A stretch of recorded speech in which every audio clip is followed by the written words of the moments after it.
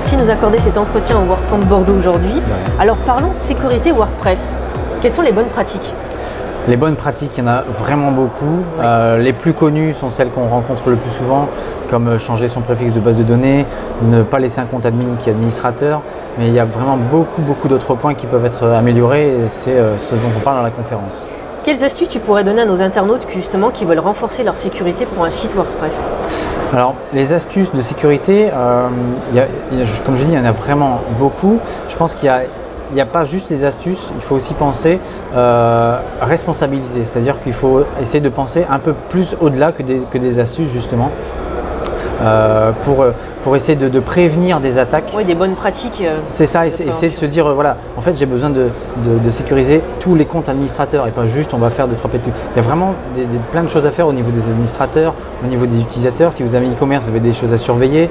Donc en fait, je pense que le mieux, ce serait d'avoir un listing de choses à essayer de vérifier sur son site afin de se dire, voilà, est-ce que j'essaie d'entrer un maximum dans toutes ces cases à cocher?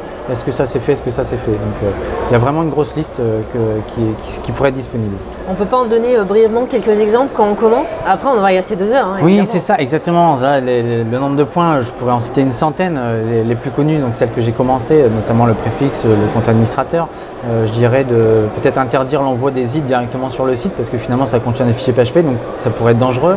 Quand on est en production, il n'y a pas de raison qu'on puisse activer un plugin. Normalement, c'est censé être fait dans une recette, dans un module de développement. Donc attention à ce qu'on envoie. Essayez de passer votre site en HTTPS aujourd'hui quand même. C'est quelque chose qui est requis, sachant que les bots viennent attaquer votre site, déplacer votre page de login afin d'éviter les attaques les plus communes. Là, il y a des points sur plein de sujets différents, on peut vraiment y passer 2 heures. Bon, on regardera ta conférence en entier. Merci.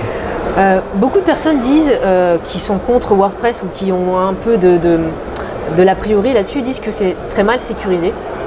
Qu'est-ce que tu pourrais leur répondre? Alors, très mal sécurisé, j'ai envie de dire oui et non. Aujourd'hui, on est à la version 4.7.3. Je peux dire à l'instant T, il n'y a pas de faille connue, c'est vrai. Peut-être que demain, il y aura des failles. Mais le jour où on connaît ces failles, elles sont déjà corrigées. Donc en fait, il n'y a pas un moment où il y a une stagnation de failles publiques sauvages dans la nature. Ça n'existe pas dans WordPress. Au moment où on connaît les failles, c'est que c'est déjà patché. Et on a la chance d'avoir une communauté aussi bénévole au niveau de la sécurité qui s'occupe de vérifier chaque point de sécurité qui sont remontés par des gens, qui sont corrigés rapidement et une version sort. Alors même si c'est une version par semaine, dites-vous que c'est quand même mieux d'avoir une version par semaine sécurisée que rien pendant un mois. Donc je pense que WordPress est sécurisé à ce niveau-là. Et puis surtout, pensez aux mises à jour. Obligatoire. Parce qu'on voit régulièrement des bugs. Ça aurait pu être l'astuce numéro 1. Mettez-vous à jour, mettez-vous à jour, mettez-vous à jour. Les gens ont peur parce qu'évidemment, bon, ça peut bugger, mais… Sincèrement, sur mon site perso, j'ai les mises à jour automatiques sur les versions mineures et les versions majeures. Mon WordPress se met à jour tout le temps. Je n'ai jamais eu de problème.